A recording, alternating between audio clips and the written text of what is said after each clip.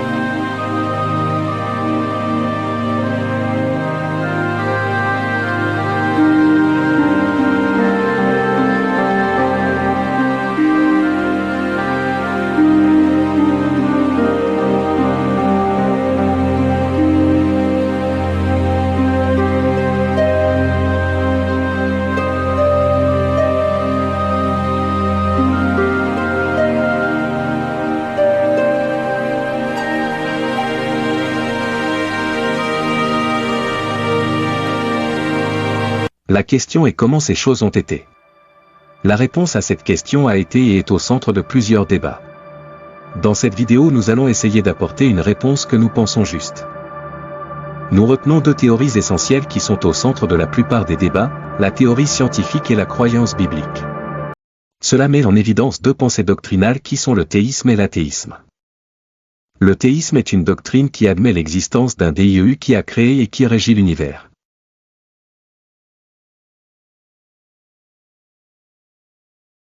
Alors que l'athéisme nie totalement l'existence d'un maître suprême.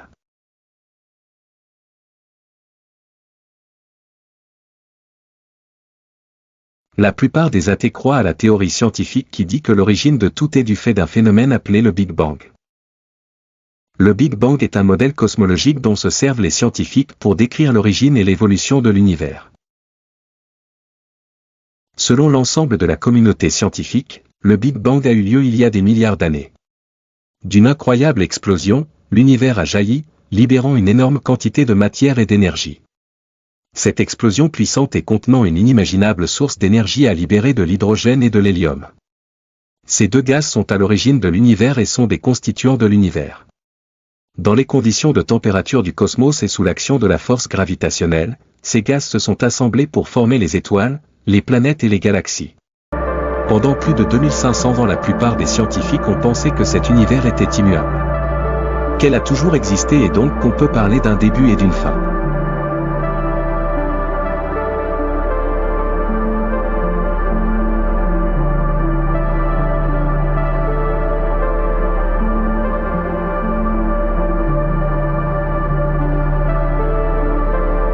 En 1920, l'astronome Georges Lemaître, qui croit en l'existence de Dieu, a affirmé que l'univers est apparu en un milliardième de seconde surgi du néant, dans une explosion de lumière d'une force insensible. Dans son livre « Y a-t-il un grand architecte de l'univers ?» Stephen Hawking dit « Parce qu'il existe une loi telle que la gravité, l'univers peut et doit se créer lui-même à partir de rien. » Le professeur John Lennox, qui enseigne les mathématiques et la philosophie, dit qu'il y a 3 erreurs de logique dans l'affirmation de Hawking. Stephen Hawking affirme que cet univers existe parce qu'il se devait d'exister. La question qu'on se pose, pourquoi cet univers se devait-il d'exister?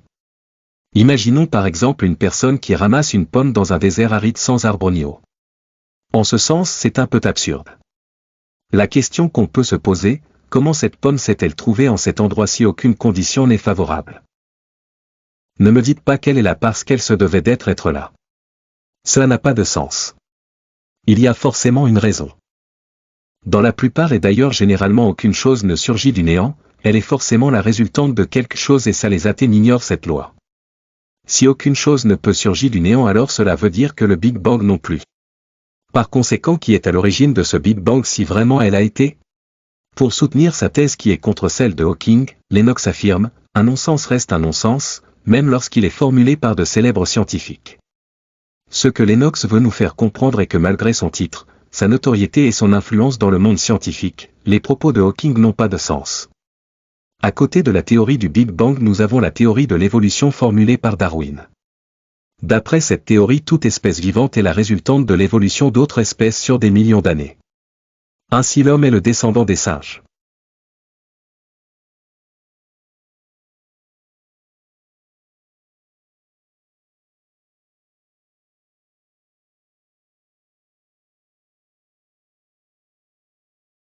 La question que nous posons, ces micro-organismes à l'origine de l'évolution, comment ont-ils apparu?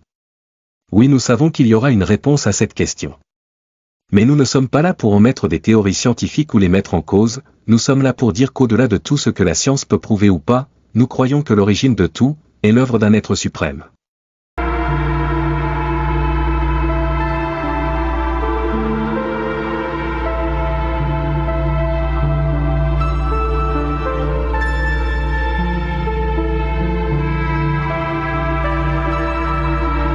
Si nous voulons revenir au propos de Georges Lemaître qui dit que l'univers est apparu en un milliardième de seconde surgit du néant, dans une explosion de lumière d'une force insensible.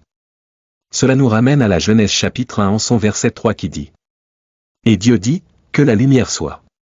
Et la lumière fut. » Et voici comment cela s'est passé.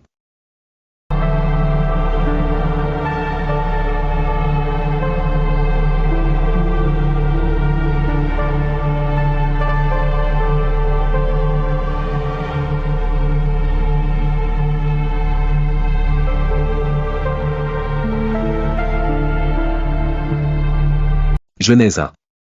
Au commencement, Dieu créa les cieux et la terre. La terre était informe et vide, il y avait des ténèbres à la surface de l'abîme, et l'Esprit de Dieu se mouvait au-dessus des eaux. Dieu dit, que la lumière soit. Et la lumière fut. Dieu vit que la lumière était bonne, et Dieu sépara la lumière d'avec les ténèbres. Dieu appela la lumière jour, et il appela les ténèbres nuit. Ainsi, il y eut un soir, et il y eut un matin, ce fut le premier jour. Dieu dit, qu'il y ait une étendue entre les eaux, et qu'elle sépare les eaux d'avec les eaux. Et Dieu fit l'étendue, et il sépara les eaux qui sont au-dessous de l'étendue d'avec les eaux qui sont au-dessus de l'étendue. Et cela fut ainsi. Dieu appela l'étendue ciel. Ainsi, il y eut un soir, et il y eut un matin, ce fut le second jour. Dieu dit, que les eaux qui sont au-dessous du ciel se rassemblent en un seul lieu, et que le sec paraisse. Et cela fut ainsi. Dieu appela le sec terre, et il appela l'amas des eaux mers. Dieu vit que cela était bon. Puis Dieu dit, que la terre produise de la verdure, de l'herbe portant de la semence, des arbres fruitiers donnant du fruit selon leur espèce et ayant en eux leur semence sur la terre. Et cela fut ainsi. La terre produisit de la verdure, de l'herbe portant de la semence selon son espèce, et des arbres donnant du fruit et ayant en eux leur semence selon leur espèce. Dieu vit que cela était bon. Ainsi, il y eut un soir, et il y eut un matin, ce fut le troisième jour. Dieu dit, qu'il y ait des luminaires dans l'étendue du ciel, pour séparer le jour d'avec la nuit, que ce soit des signes pour marquer les époques, les jours et les années, et qu'ils servent de luminaires dans l'étendue du ciel, pour éclairer la terre. Et cela fut ainsi. Dieu fit les deux grands luminaires, le plus grand luminaire pour présider au jour, et le plus petit luminaire pour présider à la nuit, et il fit aussi les étoiles. Dieu les plaça dans l'étendue du ciel, pour éclairer la terre, pour présider au jour et à la nuit, et pour séparer la lumière d'avec les ténèbres. Dieu vit que cela était bon. Ainsi, il y eut un soir, et il y eut un matin, ce fut le quatrième jour. Dieu dit, que les eaux produisent en abondance des animaux vivants, et que des oiseaux volent sur la terre vers l'étendue du ciel. Dieu créa les grands poissons et tous les animaux vivants qui se meuvent, et que les eaux produisirent en abondance selon leur espèce, il créa aussi tout oiseau ailé selon son espèce. Dieu vit que cela était bon. Dieu les bénit, en disant, soyez féconds, multipliez, et remplissez les eaux des mers, et que les oiseaux multiplient sur la terre. Ainsi, il y eut un soir, et il y eut un matin, ce fut le cinquième jour. Dieu dit, que la terre produise des animaux vivants selon leur espèce, du bétail, des reptiles et des animaux terrestres, selon leur espèce. Et cela fut ainsi. Dieu fit les animaux de la terre selon leur espèce, le bétail selon son espèce, et tous les reptiles de la terre selon leur espèce. Dieu vit que cela était bon. Puis Dieu dit, faisons l'homme à notre image, selon notre ressemblance, et qu'il domine sur les poissons de la mer, sur les oiseaux du ciel, sur le bétail, sur toute la terre, et sur tous les reptiles qui rampent sur la terre. Dieu créa l'homme à son image, il le créa à l'image de Dieu, il créa l'homme et la femme. Dieu les bénit, et Dieu leur dit, soyez féconds, multipliez, remplissez la terre, et l'assujettissez, et dominez sur les poissons de la mer, sur les oiseaux du ciel, et sur tout animal qui se meut sur la terre. Et Dieu dit, voici, je vous donne toute herbe portant de la semence et qui est à la surface de toute la terre, et tout arbre ayant en lui du fruit d'arbre et portant de la semence, ce sera votre nourriture. Et à tout animal de la terre, à tout oiseau du ciel, et à tout ce qui se meut sur la terre, ayant en soi un souffle de vie, je donne toute herbe verte pour nourriture. Et cela fut ainsi. Dieu vit tout ce qu'il avait fait et voici, cela était très bon. Ainsi, il y eut un soir, et il y eut un matin, ce fut le 6e jour.